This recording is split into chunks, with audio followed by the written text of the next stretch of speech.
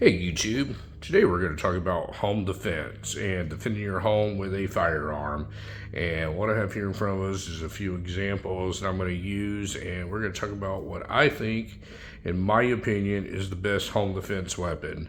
Now, before we go any further, I'm going to let you know that these weapons that I have here on this table, none of them are loaded. They've all been safety checked, and as I pick them up, I will show you that they are clear of any ammunition. Now, subject for today is home defense and what you can use to defend your home in case of an intruder, a threat to your life, something like that.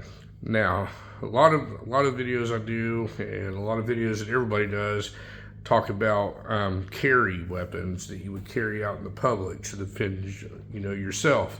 And the state that I live in does not allow open carry. They only allow concealed carry. So basically, I am limited to a smaller package firearm. In order to conceal something and conceal it properly, it usually needs to be a little bit smaller of a weapon. So you're looking for the smallest package that packs the most punch and has a decent amount of capacity and stuff like that. Well, it's a whole different ball game when we're talking about home defense. Home defense, all bets are off, and you can pretty much pick anything you want. So what you want to do is pick the best, in my opinion. So I've got a few examples here, and we'll go through them. And there's a lot more options out there than what I'm going to show you. This is just the ones that I came up with. So first one we're going to pick up is a Glock. This is a Glock 17. This is probably the most common full-size handgun probably in the world, to be honest with you. Everybody knows about Glocks. It's the first one that ever came out, and it is chambered in 9mm. So if you look at this gun next to my hands, I have very large hands, folks, and this is a full-size gun that takes up my entire hand. And this gun's main claim to fame is its reliability. Everybody talks about Glock reliability, and they are not wrong, folks. They are probably one of the most reliable weapons on the earth. But what you get when you get a Glock 9mm like this, you get a double stack magazine in it, and this gun holds 17 rounds in the magazine. So if you had one chambered, you would be ultimately looking at 18 rounds of 9mm. Now, that is an excellent choice, folks. 18 rounds, you cannot go wrong. And when you're in your home, what better thing to have? You don't have to conceal it. You can have this in your nightstand drawer or sitting on your nightstand or however you choose to have it. And you don't have to hide it from anybody. So the size really doesn't matter. So your advantage to taking this one would be your capacity. Now your disadvantages on this particular one, it is a 9mm, and they are not known to be the most powerful round in the world, and usually it's going to take more rounds when you're using a 9mm. And I know I'm going to get all this backlash, and I do say a lot of joking stuff about 9mm, but it's the fact. It's the truth, folks. It takes more 9mm. 9mm doesn't always take down a threat in one shot. Usually it's going to take more than that, and luckily if you choose something like this, you're going to have more than that. You'll have more shots, but very reliable, full-size gun, high capacity, and very great choice for a home defense. I do not see this being a great carry weapon unless you lived in a state where you could open carry, because this thing is pretty large. I mean, it is a full-size handgun. Now, the other one that I have here is a revolver, and I'm going to dress it up and show you that there's something in it.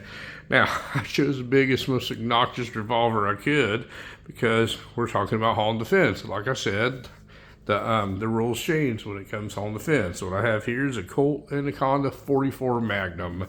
So this is a very powerful, very large, and very heavy revolver.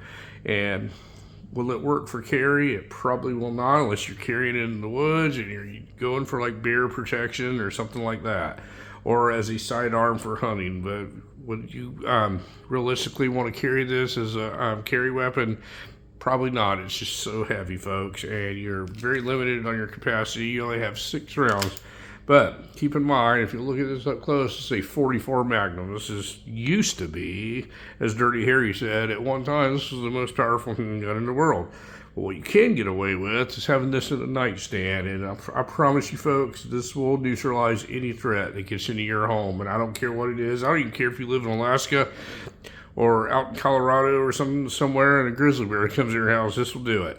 This will stop it. Now, you're going to be limited in capacity, but most self-defense situations usually end in about 2 shots. I think they say 1.5 shots, but there's no such thing. So we're going to call this 2, and I don't know of anything that's surviving 244 magnums, folks. Nothing.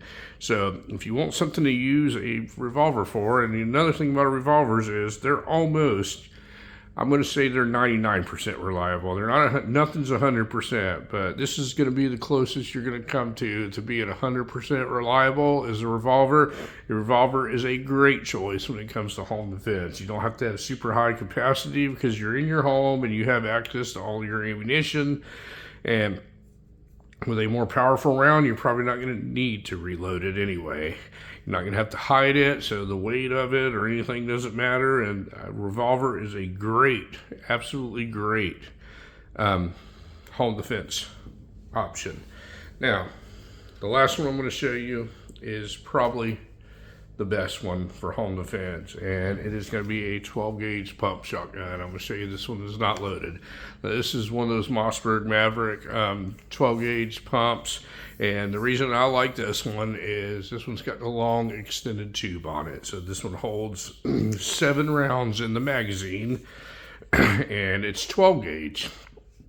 Now, if we were talking about carry weapons, this is absolutely off the table.